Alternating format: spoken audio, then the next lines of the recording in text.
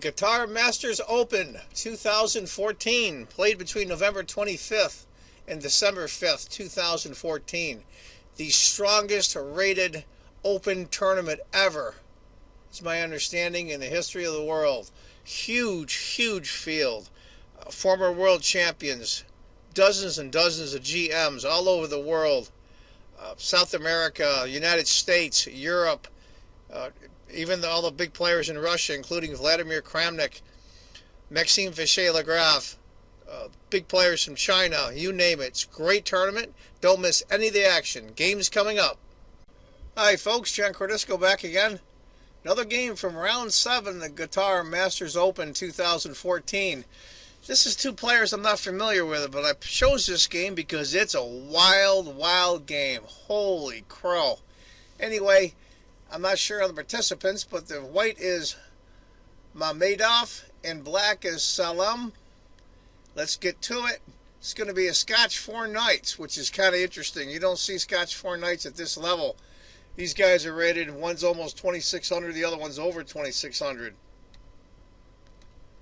4 Nights, typical stuff. Knight takes. B-pawn takes. Now, if he wanted to, the D-pawn could have taken, then queen takes, and we go on from there. But he takes with the B-pawn instead. Bishop at D6.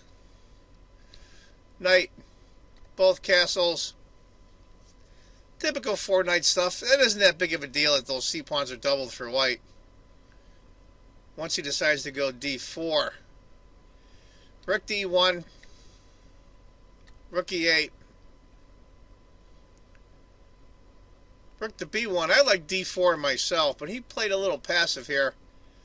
He went D3. Now you're going to see, this game gets crazy real quick. H6. Rook B1, hitting the half-open file. Rook B8, of course, protecting the pawn in case he wants to move the late squared bishop, which he wants to do shortly. This pawn won't be in pre. Knight to D2. Interesting. Computer likes knight to G5. And by a hair's breadth, the number 2 choice. Oh, now the computer's switching over. Knight to D2 is the correct move. So this we're probably still in book, I have no doubt. Bishop D7. Computer likes queen to H5, and I kind of do myself, frankly. There's no knight over here anymore to harass the H5 square. Besides, to go knight to C4 instead. B5. Knight goes back. A5. Black's getting some space on the queen side here. This doesn't look too much of a big deal, but you're going to see shortly. Queen to H5. What to do? What to do? Queen to G5 I like. Almost forcing the trade of queens. Says to go queen to C8 instead. Interesting move. What the purpose of that is, I really don't know at this time. But we're going to see how it works out. H3. Of course, the threat was bishop here, and that would be incredibly annoying because it's going to trap the queen. Queen here. Bishop, and the queen is doomed. Knight D7.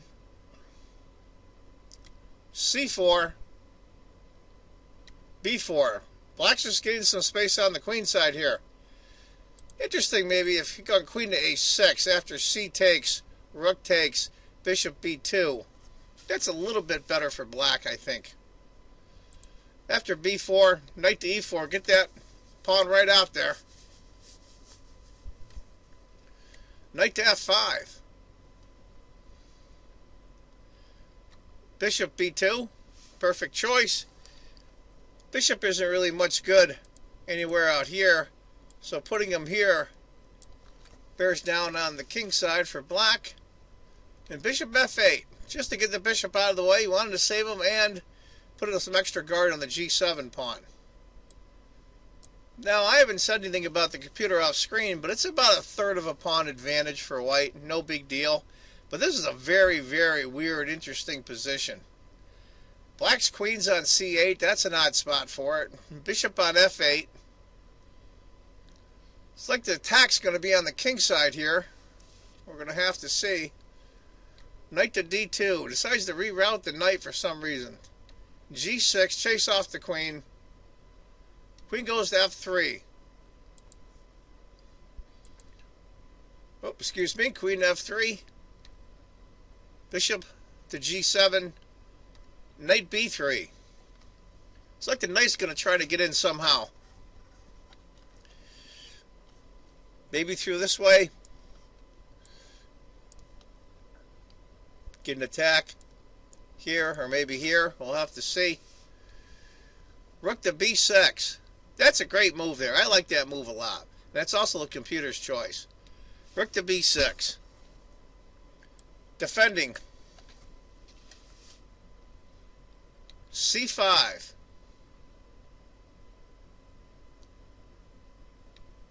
Rook. Bishop f1. Now, this looks very annoying. This pawn move here. Attacking the rook. Very annoying indeed. We're going to see what he does. But interesting, the computer suggested c4 instead. And after b takes in passant, bishop takes a4. What an advantage for black. You can see it's going to start getting weird here real quick. a4. Now this is interesting decision here for white. And this is where I think white miscues. Computer calls for knight to d2, which would be the natural move, of course. But he decides to go c6 instead, hitting the bishop. And now it's an almost 3-point advantage for black. If he had gone knight to d2, rook takes, queen to d1, it still would have been bad for white, but the game just fell apart quickly. After c6, he moves the bishop. d4. Wow, wow, wow. What do you do? What do you do? Let's go back here.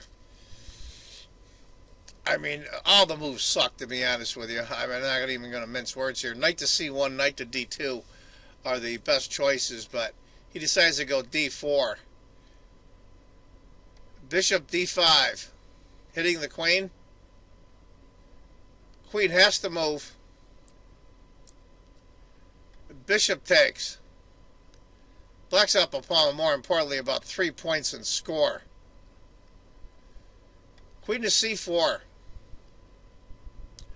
It's looking pretty bad for white. A takes. Queen takes. Rook to b6. Queen to a4. Look at that white queen. What a crappy spot. Takes a2. Doesn't even care. e4. And queen to b3. Now black's up 2 pawns. It doesn't look that bad for him, but it looks like, it looks like he can hold on. He'll probably win the a pawn, maybe even the e pawn later down the road. But it's not quite that simple.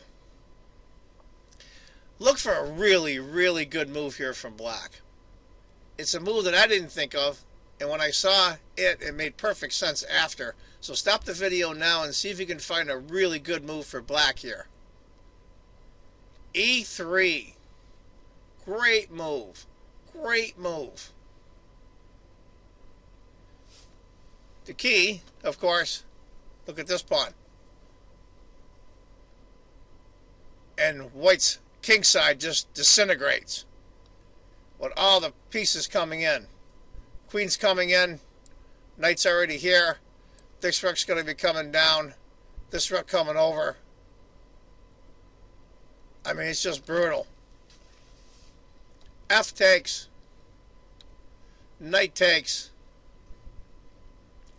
Bishop g2. Double the rooks. Here we go. It's just doomed. You're just doomed if you're white. I'll have to be white. This really sucks. King to h2. Get the king out of the fray. Knight to f5. Here we go. e4.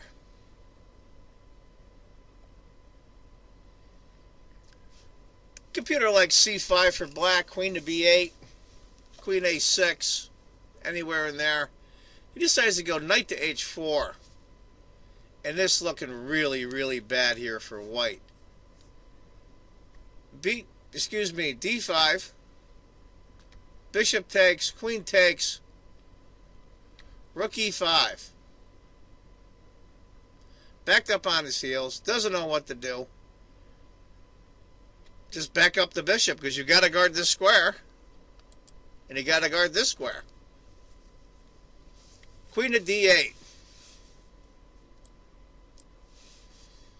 Queen takes. Queen to g5. Rook to f1. Is white getting out of this? Not a prayer. Wants to get the rook off the d-file, so he decides the queen. Rook takes. Now,